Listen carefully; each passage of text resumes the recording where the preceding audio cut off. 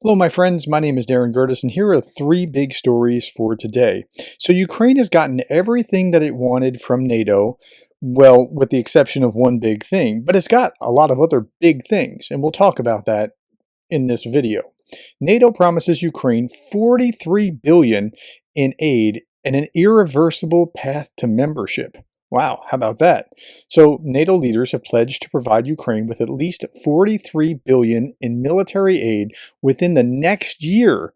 That's not 43 spread out over 10 years, 43 billion next year to bolster its defenses against Russia and formally declare Kyiv on an irreversible path to membership. They threw out the bridge language, this watered down, tepid stuff that we were talking about last week. Irreversible path to membership. So there's $43 billion in aid coming this year. That's done. Then the U.S. is sending Germany the most potent U.S. weapons to be based on the European continent since the Cold War. Now, these weapons were banned under the Intermediate Range Nuclear Forces Treaty signed by the U.S. and the Soviet Union in 1987, but that collapsed in 2019. And so they can do it again. NATO is committed to most of what Zelensky's been asking for, noting that in addition to the F-16s, the alliance has promised to provide Ukraine with dozens of air defense systems. In particular, the U.S. has agreed to provide Ukraine with 4 Patriot missile systems, while other members are providing the upkeep and maintenance of these systems. So the Ukrainian president has been given most of what he's been asking for, except actual membership. And that's the most vital thing for Ukraine. The alliance's communique declaring Ukraine's future is in NATO promised to continue to support Kyiv on its irreversible, I like the language, irreversible path to full Euro-Atlantic integration, including NATO membership. But the invitation would come when allies agree and conditions are met. So there's still kind of a caveat or a loophole, but it's still better language than it looked like it was going to be. NATO Secretary General Jens Stoltenberg underlined that Ukraine will not join the alliance ranks immediately, but he said, "We're not doing this because we want to prolong war. We're doing it because we want to end the war as soon as possible." The NATO communique also strengthened the past language on China. Now, this was another really interesting thing that happened here on China, calling it a decisive enabler of Russia's war effort in Ukraine and saying Beijing continues to pose systemic challenges to Euro-Atlantic security. That's some significant language that China is not happy about. Stoltenberg told reporters it was the first time the 32 allies had jointly labeled China a decisive enabler of Russia's war and called it an important message. So they got almost everything they want except the most important thing, which is actual membership, which they weren't going to get. But they have F-16s that, according to the foreign minister, are already, it's a done deal, or it's there, or something along those lines, but he used past tense in the Kyiv Post, where in the beginning of the summer you saw things like this: "We need air support. You're doing great," right? It's not like that anymore. This is Dmitry Kuleba this morning. F-16 fighter jets in Ukraine skies by the summer of 22 has already, that's past tense, been fulfilled. So whether they're there or just shipped on the way or whatever it is, he's saying this is past tense. Peter Pavel was talking about NATO's relationship to the United States. And I think this is really instructive because Trump keeps beating this drums of like, you're not paying your fair share. And what Pavel said, he's the president of the Czech Republic and a former top official at NATO. And I think his tone is exactly right, and we need to hear this and understand what he's saying. Be all dependent on the United States. I think it's about a true partnership. Europe should be able to provide much more in terms of its own defense and capabilities. Why hasn't it been able to? Because it was comfortable. After the Cold War, when everyone believed we are now facing times of cooperation and building prosperity, European countries had a tendency to spend less on defense. Unlike US, you see a number of challenges around the world which were not so close to Europe. Decades ago, the share was, let's say, roughly 50-50 between European allies and United States. Over time, it turned to 75% for United States and only 25% for Europe. It's not fair. And we should come back to the reasonable share of our responsibility. Okay, so that's good. It'll also take the fuel out of Donald Trump and his complaints about this just a little bit more. In your view, what would Donald Trump winning back the White House in November mean for the future of the NATO alliance and the security of individual NATO countries? Well, I believe with the experience that we had from his term from 2016 to 2020, he had a number of strong expressions, but in reality, he pushed the alliance in the right direction.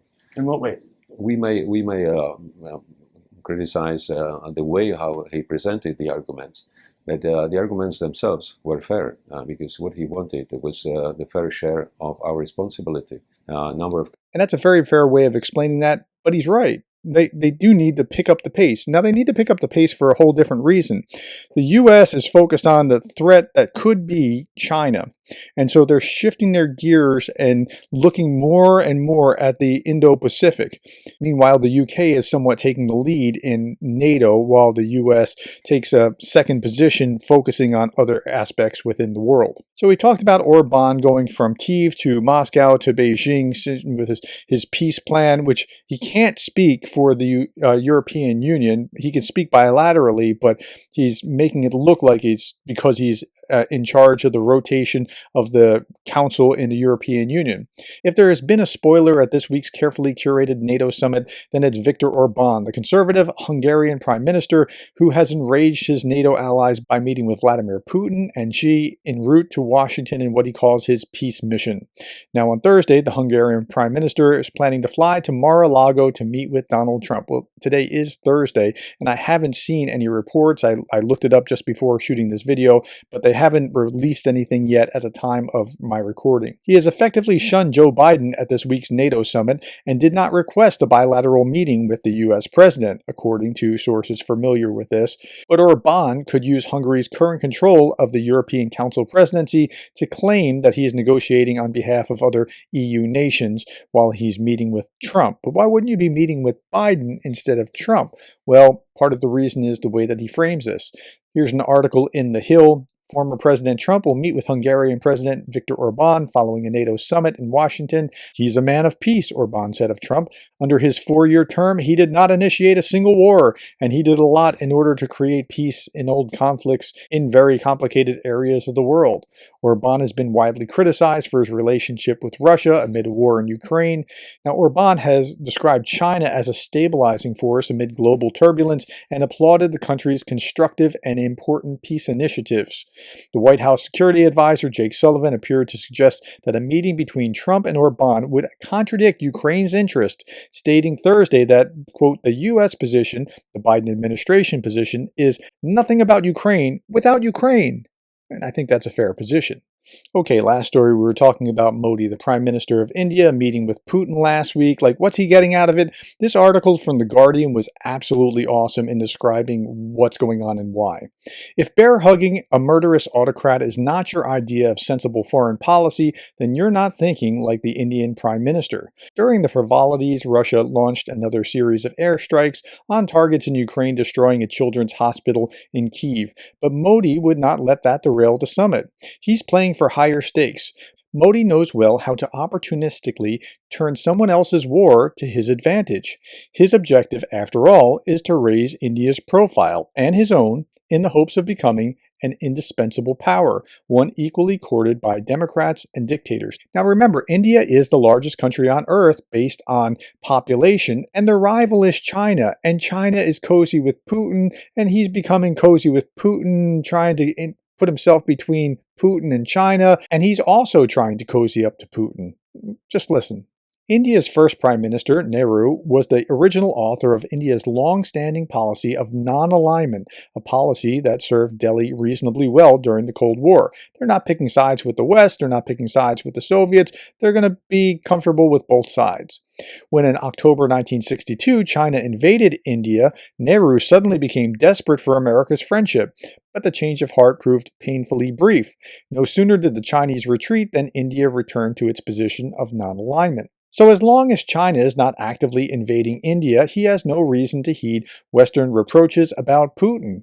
Modi is trained on his goal of building up India's stature as a truly global power and a key leader of an emerging post-Western world. Moreover, building bridges to Russia plays to India's immediate strategic interest, which is to insert itself between Beijing and Moscow, and so to obstruct too intimate a relationship between the latter two.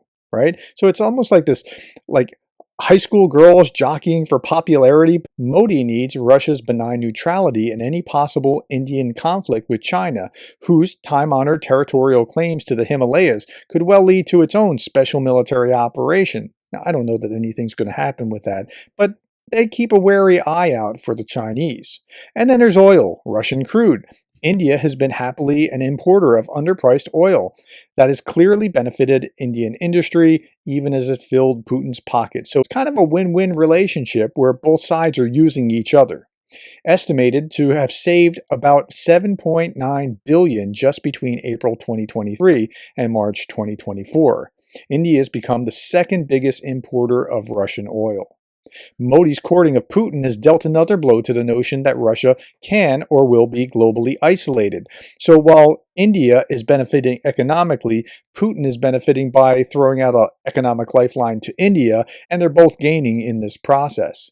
Putin clearly cherishes every opportunity to prove that his vision for the world, he predicts the inevitable decline of the US and the rise of the multipolarity, has been spot on. So this is that mean girl scenario, playing one off against each other by showing that it has other international partners, including a robust relationship with one of China's greatest adversaries, India.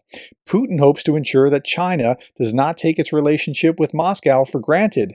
And this game is not without risks. China has enormous economic leverage over Russia. Like, I've talked about this for a long time, where Russia was a senior partner and China was a junior partner. Over time, as Russia's diminished, it seems like China has gotten to be the bigger brother, but that's only because of Russia's diminishing stature over time. The Chinese yuan is now the main currency traded on the Moscow Stock Exchange. Whatever jealousies he may have over Putin's flirtation with Modi, Xi will probably put them aside in the name of his broader strategic purpose, finally delivering on the promise to contract for another big gas pipeline from Russia to China, thus throwing a lifeline to the pitiful Gazprom. Modi, by contrast, has been rather critical of the Russian invasion. He reportedly told Putin during their get-together that, quote, "When the innocent children are killed, the heart bleeds, and that pain is very terrifying," unquote. Still, judging by the outcome of the summit, the Indian Prime Minister survived the pain and found comfort in Putin's friendly embrace. What a great article. And it's this weird jealousy thing. Do we want China or do we want India?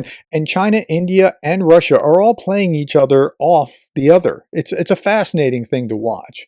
All right, that's all that I have, my friends. Thank you for your time, and thank you for the likes and the shares and the subscribes. Thank you for listening to me, and thank you for being the kind of person that cares about Ukraine.